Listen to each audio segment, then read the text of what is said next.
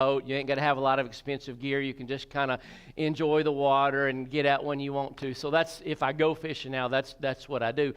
But a few years ago, I owned a boat or two, and I was with a buddy out in the middle of the Tennessee River. And I forget where we had put in at, but we were several miles away from where we had put the boat in at. And it was hot. Oh my gosh, it was so hot. It was one of these, I can't exactly remember when, but probably middle of July, middle of August, 97 degrees, just no wind. We know these days, humid. And so we're out in the middle of the river and we're fishing and piddling around, and we're both like, man, we're thirsty. And so we went to get waters, and there were none. And so we went to see if there was Gatorades, and there was not. And not a thing. Bonehead him and bonehead me, we hadn't forgot to throw some snacks in the boat, but we completely forgot anything to drink. No liquid of any kind.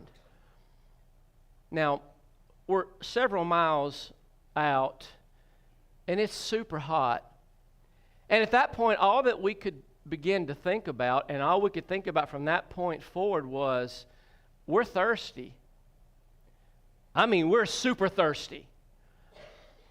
And we eventually just gave up on the fishing because we were so thirsty, and we were catching fish. Now, those of you who are fishermen know how hard it is to leave when you're on a pile of fish, and you're reeling them in pretty quickly. But even that did not dissuade us from getting that motor started and getting back to where we put in again. We were so very thirsty. It overwhelmed any other desire that we had. Didn't want to eat a snacks, didn't want a Snicker bar, it would have been melted anyway. Didn't want to continue catching fish. All we could do was go as fast as we could to get back to the marina to get some water. Maybe some of you have been in situations like that. I know you have. Maybe been out working in the yard, mowing in the summer, and generally this has to do with summertime. Unless you're at basketball practice and somebody has made the coach mad and you've had to run 15 or 20 suicides without water. We understand how this feels when you just get so desperate and all you can think about is getting to that hydrant. Yeah, we used to drink out of hydrants. All you can think about is getting to the water fountain. All you can think about is getting to the water cooler. It overwhelms every single other thing that you have going on in your life.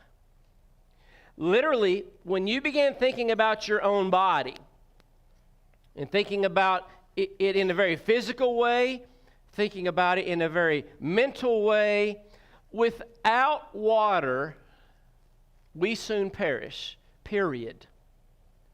Now, we are told that you could go, and some of you say, not me, but you could go up to 3 weeks without food.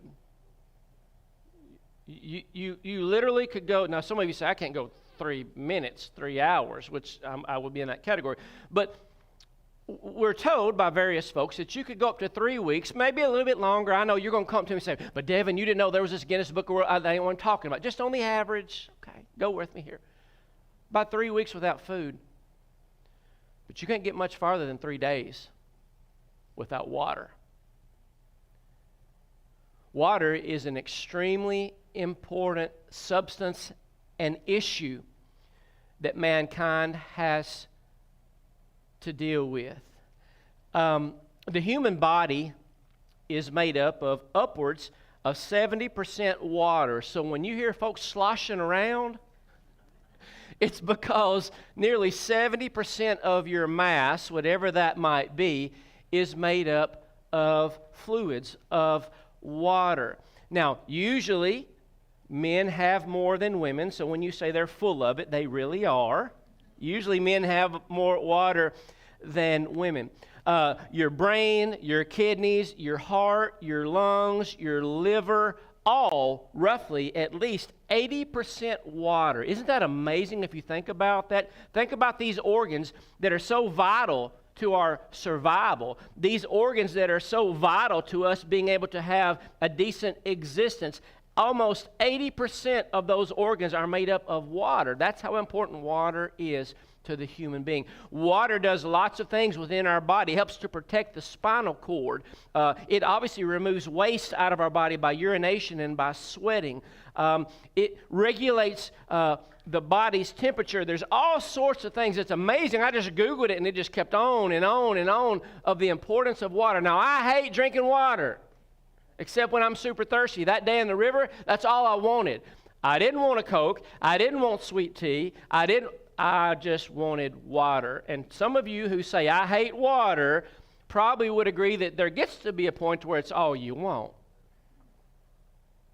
Eat some salty fried fish, you're going to want some water. Eating something that has a great deal of sodium, you're going to want some water. Now, I hate these, but the greatest invention on the face of the earth was not water, but the stuff you can put in water that makes it taste just a little bit better. Grape is the best. If you believe otherwise, you're wrong, but that makes it so much better. It makes it so much better. Now, we are told that men, roughly, now again, there are exceptions to all the rules, but though the male population generally needs about 125 ounces of water a day. That's a lot of water, and I fell short probably every single day. Now, you say, yeah, but I drank 3, 20-ounce Pepsis. Well, there's probably some water in that, but it's not exactly the same. I mean, you can hydrate in lots of ways, but water is the best, according to folks who know. And women need a little bit less, about 90 ounces a day. Needless to say, it's super important. Is this working? Can I use this? No? Yeah, okay. Because I got carried away. There we go. And okay. So, needless to say, water is super, super important. The earth is pretty well covered